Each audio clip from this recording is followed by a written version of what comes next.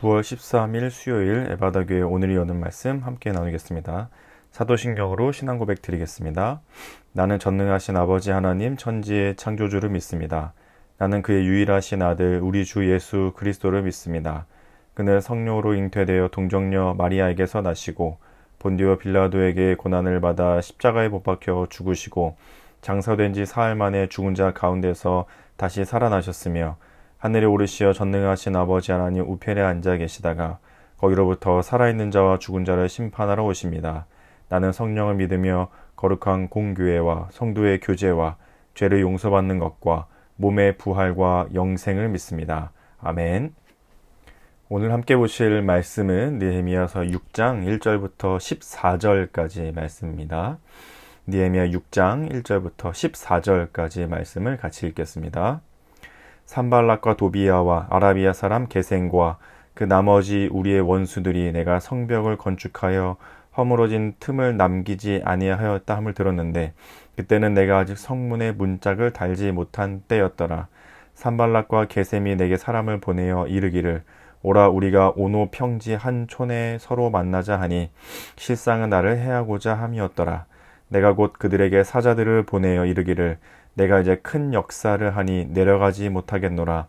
어찌하여 역사를 중지하게 하고 너희에게로 내려가겠느냐 하매 그들이 4번이나 이같이 내게 사람을 보내되 나는 꼭 같이 대답하였더니 산발랏이 5째에는 그 종자의 손에 봉하지 않은 편지를 들려 내게 보냈는데 그 글에 이르기를 이방 중에도 소문이 있고 가스무도 말하기를 너와 유다 사람들이 모반하려 하여 성벽을 건축한다 하나니 내가 그 말과 같이 왕이 되려 하는도다.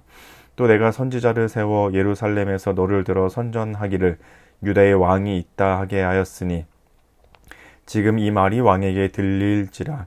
그런즉 너는 이제 오라 함께 의논하자 하였기로 내가 사람을 보내어 그에게 이르기를 내가 말한 바 이런 일은 없는 일이요 내 마음에서 지어낸 것이라 하였나니 이는 그들이 다 우리를 두렵게 하고자 하여 말하기를 그들의 손이 피곤하여 역사를 중지하고 이루지 못하리라 함이라.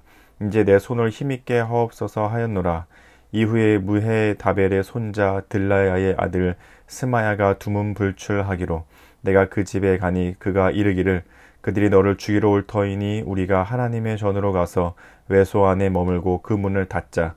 저들이 반드시 밤에 와서 너를 죽이리라 하기로 내가 이르기를 나 같은 자가 어찌 도망하며 나 같은 몸이면 누가 외소에 들어가서 생명을 보존하겠느냐. 나는 들어가지 않겠노라 하고 깨달은즉 그는 하나님께서 보내신 바가 아니라 도비야와 산발랏에게 뇌물을 받고 내게 이런 예언을 함이라. 그들이 뇌물을 준 까닭은 나를 두렵게 하고 이렇게 함으로 범죄하게 하고 악한 말을 지어 나를 비방하려 함이었느니라. 내 하나님이여 도비야와 산발랏과 여선지 노아디아와 그 남은 선지자들 곧 나를 두렵게 하고자 한 자들의 소행을 기억하옵소서 하였노라. 아멘. 오늘 본문에서는 이제 성벽 재건이 거의 마무리되어져 가고 있는 시점에 계속해서 느헤미야를 공격하고 있는 외부적인 어려움들에 대해서 말씀이 전해지고 있고 또 그 상황을 느헤미야가 어떻게 이겨가고 있는지를 말씀을 통해서 우리가 살펴볼 수 있게 되어집니다.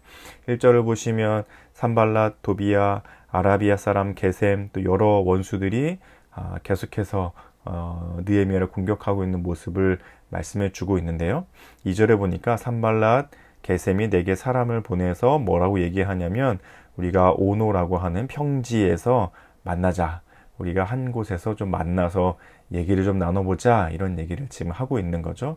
하지만 가지 않습니다. 2절 뒷부분에 보니까 실상은 나를 해하고자 느헤미야를 해코지하고자 나쁜 일을 버리고자 한다는 것을 알고 있었기에 가지 않죠. 그렇게 4번이나 편지가 왔고 5번째는 어떻게 하냐면 산발랏이 편지를 보냈는데 5절에 보니까 산발랏이 5번째는 그 종자 부하 신하죠. 신하의 손에 봉하지 않은 편지를 들려보냅니다. 그러니까 보통 왕이 편지를 보내면 뭐 이렇게 파피루스 같은 종이나 양피지 양의 그 가죽에다가 글을 써서 보낼 때 잘 넣어서 편지를 이렇게 딱 열어볼 수 없도록 봉하죠. 그래서 그 입구에다가 딱 뜯어지는 곳에다가 이렇게 딱 왕의 도장이나 있는 할 수 있는 것들을 딱 붙여가지고 열어보지 못하도록, 열어보면 표시가 나도록 봉하기 마련인데, 그런 봉을 하지 않은 편지를 보냈습니다. 봉하지 않고 편지를 보내니까 우리로 따지면 편지를 다 쓴 다음에 편지 봉투 입구에다가 풀 발라가지고 딱 입구를 붙여야 되는데, 입구를 그냥 헐렁하게 열어둔 채 보낸 거죠. 그러면 어떻게 되겠습니까? 가는 길에 그 신화도 열어볼 수 있고, 또 열어본 내용들을 여기저기 소문낼 수도 있고, 또 누가 가는 길에 그 뭐요? 하고 보여달라 하면 보여줄 수도 있는 그런 위험 요소를 가지고 있는 거죠. 그렇게 봉하지 않은 편지를 보낸 겁니다. 안에 있는 내용이 이미 다 소문이 나버리게 된 거죠. 근데 그 편지 안에 무슨 내용이 써 있었냐면, 너와 유다 백성들이 지금 이 성전과 성벽을 다 건축하고 나면 반역을 일으킬 것이다. 페르시아로부터 지금 너희가 와가지고 허락을 받아서 지금 열심히 성전과 성벽을 건축하고 있는데, 니네 그게 다 지어지고 나면 예루살렘, 이스라엘이 반역을 일으키고 느헤미야 너가 왕이 될 것이라고, 왕이 될 거지 라는 내용이 편지 안에 적혀져 있는 거죠. 그러니까 이게 다 소문이 벌써 나버리게 된 것입니다. 느헤미야 입장에서는 상당히 지금 누명을 쓰게 된 거죠. 전혀 그럴 생각이 없었고 그럴 마음이 없었는데, 이 편지가 소문이 나버리게 되면서, 사람들이 알게 되면서 느헤미야는 오해를 입게 되고, 사람들이 저렇게 음흉한 계략을 품고 있었던 느헤미야였구나라고 알게 되는 일들이 지금 일어나게 될 법한 상황이 마련되게 됐죠. 그리고 뒤에서 보이시면 10절에 보니까 무헤다벨의 손자 들라야의 아들 스마야라는 사람이 있었는데, 이 사람이 갑자기 어느 순간 안 보이기 시작합니다. 그래서 느헤미야가 찾아왔는데, 그 스마야가 뭐라고 하냐면 10절 뒷부분에 보니, 그들이 너를 죽이러 올 터이니 우리가 하나님의 전으로 가서 외소 안에 머물고 문을 닫자. 저들이 반드시 밤에 와서 너를 죽일 것이다. 그러니까 느헤미야 당신을 지금 저들이 죽일 것이다. 느헤미야가 스마야를 찾아갈 때 스마야가 이런 얘기를 하는 거죠. 느헤미야 당신을 저 적군들이, 아주 원수들이 와서 너를 죽일 것이니 우리가 지금 숨어야 된다. 도망가자. 근데 그 도망가야 되는 장소로 어디를 얘기했냐면 외소라고 하는 곳이었습니다. 외소는 성소를 가리키는 말이죠. 성소는 누구만 들어갈 수 있냐면 제사장들만 들어갈 수 있는 장소이잖아요. 근데 지금 거기 들어가서 숨자고 제안하는 거죠. 느헤미야가 11절에 딱 잘라 말합니다. 내가 이르기를 나 같은 자가 어찌 도망하며 나 같은 몸이며 누가 외소에 들어가서 생명을 보존하겠느냐? 나는 들어가지 않겠다. 외소, 성소는 하나님의 제사장들만 들어갔는데 내가 어떻게 들어갈 수 있겠냐?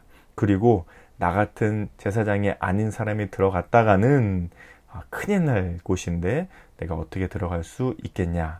나는 들어가지 않겠다 하면서 거부하죠. 나중에 알아보니까 이 스마야가 산발락 같은 사람들에게 돈을 받고 뇌물을 받고 지금 느헤미야를 속인다는 것을 알게 됐죠. 그래서 어쨌든 느헤미야는 결연하게 아주 그것을 거부하고 들어가지 않게 됩니다. 느헤미야를 계속해서 공격하는 사람들이 있는데, 느헤미야는 그것을 가리켜서 10절에 보니까 9절에 보니까 이는 그들이 다 우리를 두렵게 하려고 하는 것이었다. 그리고 14절에도 내 하나님이여 도비야와 산발락과 여선지 노야다와 그 남은 선지자들을 곧 나를 두렵게 하고자 한 자들. 지금 자신을 계속해서 공격하고 힘들게 하고 어렵게 하고 있는 그들을 향해서 곧 자신을 두렵게 하고자 한다라고 느헤미야는 표현하고 있습니다.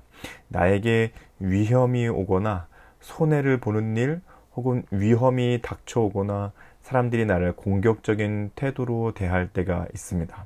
때론 오해가 쌓이거나 혹은 거짓말 혹은 없던 일들이 나에게 뒤집어 씌워지게 되거나, 때로는 편법이지만 아주 좋은 해결책과 같은 일들, 또는 위법적인 요소가 있지만 상당히 이득이 클 수 있는 일들, 혹은 아주 달콤하지만 옳은 일은 아닌 일들, 지금 느헤미야가 겪고 있는 것처럼 그런 일들이 우리에게 다가올 때가 있죠.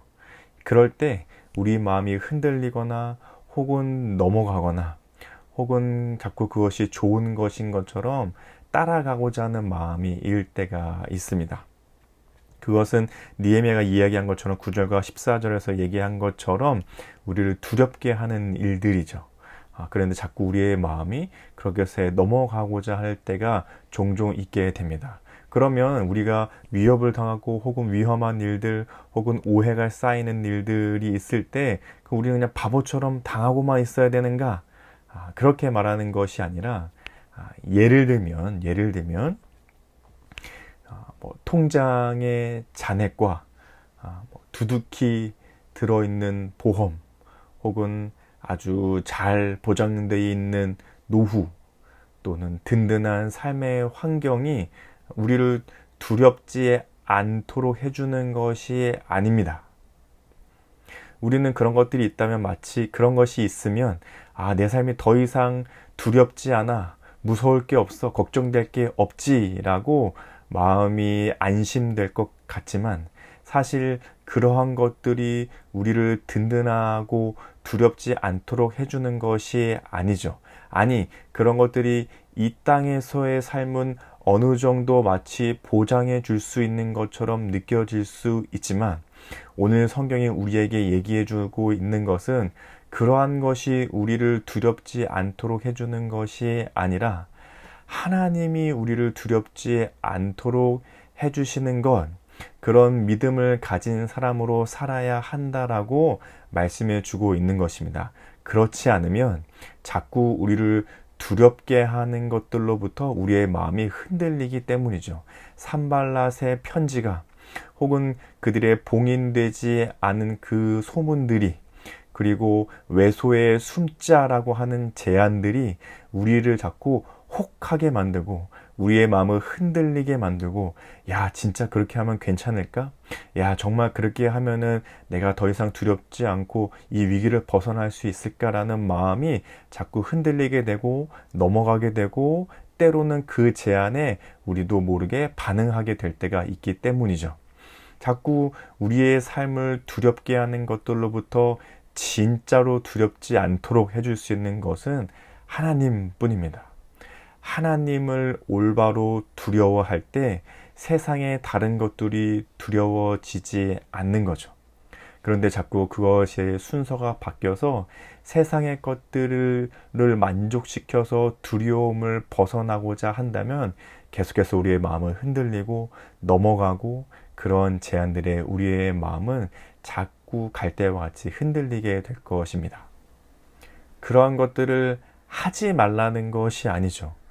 위험한 일, 위협이 오는 일, 오해가 쌓이고 나는 손해만 보는 일을 감수하면서 살으라는 것이 아니라 그러한 것들의 우선순위를 두는 것이 아니라 그런 것들 때문에 내 삶이 두려워서 내 삶을 든든하게 마련하고 내 삶을 보장하려고 하고 세상의 것들로 내 삶을 채워서 두려움과 걱정으로부터 벗어나려는 우선순위를 하나님으로 바꾸지 않으면 계속해서 내 삶을 흔들리고 계속해서 두려움이 생겨나고 계속해서 다른 것들로부터 보장받으려는 삶이 되어버릴 수 있다는 말씀을 지금 성경은 우리에게 전해주고 있는 것입니다. 느헤미야의 모습에서 볼 수 있는 것이 바로 예수님의 모습이죠. 세상에서 다가오는 위협과 위험과 오해와 손해와 공격과 죽이려고부터 하는 음모들 속에서 오로지 하나님만 바라보는 믿음, 십자가를 향한 하나님을 향한 바라보는 믿음만으로 모든 두려움을 이겨내고 묵묵히 그 길을 걸어가고 있는 느헤미야의 모습은 곧 예수님의 모습을 보여주기도 합니다. 그리고 곧 우리가 닮아가야 될 모습을 보여주기도 하는 것이죠. 지금 우리가 해야 할 일은 성벽을 쌓는 일입니다. 느헤미야가 애써서 지금 해야 할 일은 성벽을 쌓는 일이죠. 산발랏의 제안에 동의를 쫓아가고 그가 편지를 보낼 때 그것이 소문나지 않도록 그들의 말에 넘어가고, 외소에 숨자고 하는 제안에 좋다고 하면서 숨어 들어갈 일이 아니라 그를 흔들리게 하고 공격해오는 것들을 끊어내고, 그가 해야 될 일은 성벽을 쌓는 일입니다. 그가 이 땅에서 하나님이 해야 할 일로 주셨기 때문이죠. 우리가 해야 할 일은 무엇입니까? 여러분이 해야 할 일은 무엇입니까? 아마 각자에게 하나님께서 주신 일이 다 다를 것입니다. 그 일을 하기 위해 우리는 하나님을 두려워할 줄 알아야 합니다. 그렇지 않으면 다른 두려움 때문에 자꾸 다른 것에 눈이 가고 마음이 가고 우리의 생각이 갈 것이기 때문입니다. 하나님께서 우리에게 주신 일을 성실하게 흔들리지 않고 할 수 있도록 하나님을 두려워하는 우리의 삶이 되었으면 좋겠습니다. 그리고 세상의 것들을 두려워하지 않을 수 있는 삶이 되었으면 좋겠습니다. 세상에서 바보처럼 손해보고 아무것도 아닌 삶을 그냥 살아가는 것이 아니라, 다른 것들을 두려워하지 않기 위해 그것에 눈을 두는 것이 아니라 하나님께 눈을 두고 하나님을 두려워할 줄 아는 삶. 그래서 세상의 것들이 아무리 부족해도 하나님을 두려워할 줄 아는 마음으로 세상의 것들을 두려워하지 않는 삶을 살아갈 수 있는 그런 삶이 될 수 있도록 오늘 하루를 살아가실 수 있으면 좋겠습니다. 오늘의 말씀을 생각하시면서 이렇게 기도하면 좋겠습니다. 하나님을 두려워함으로 나를 두렵게 하는 다른 것들에 대해 의연한 믿음의 삶을 살아가도록, 이것이 오늘 우리 하늘의 기도의 제목으로 함께 기도하면 좋겠습니다. 그리고 우리 가정과 교회와 나라를 위해서는, 가정을 위해서는 하나님을 두려워하는 모습이 무엇인지 보여주고 배우는 가정이 되도록, 교회를 위해서는 하나님 나라의 중요한 가치를 분별하고 선택하는 교회가 되도록, 나라를 위해서는 하나님을 두려워할 줄 아는 하나님의 백성들이 정의롭고 용기 있게 살아가도록, 이런 기도 제목으로 함께 기도하면 좋겠습니다. 그리고 우리 공동체 기도 제목으로는 우리 유현주 집사님을 위해서 함께 기도하겠습니다. 개인의 기도 제목으로는 하는 일에 지혜와 능력을 주세요. 마음을 잘 지키며 시간을 낭비하지 않게 해주세요. 가정을 위해서는 새 생명을 위해 기도하게 해주세요. 삶의 현장을 위해서는 거래처들이 안정화될 수 있게 해주세요. 교회를 위해서는 성도들이 한마음 한뜻으로 교회를 섬기며 예배의 회복이 있길, 청소년팀 아이들이 교회 잘 나올 수 있게, 사회 나라 온 세계를 위해서는 모든 나라에 평화가 있길, 욕심에 많은 사람들이 다치지 않길, 이런 기도 제목이 있으신데요. 우리 유현주 집사님을 생각하시면서 사랑하고 축복하는 마음으로 함께 기도해 주시면 좋겠습니다. 또 우리 교회 여러 가지 기도 제목들이 있는데요. 또 하반기에 사역들과 또 임직식들과 우리 교회 성도님들 또 알고 계신 기도 제목들이 있으시다면 함께 기도해 주시면 좋겠습니다. 또 개인의 기도 제목으로 기도하신 후에 주기도문으로 이 시간을 마치도록 하겠습니다. 함께 기도하겠습니다.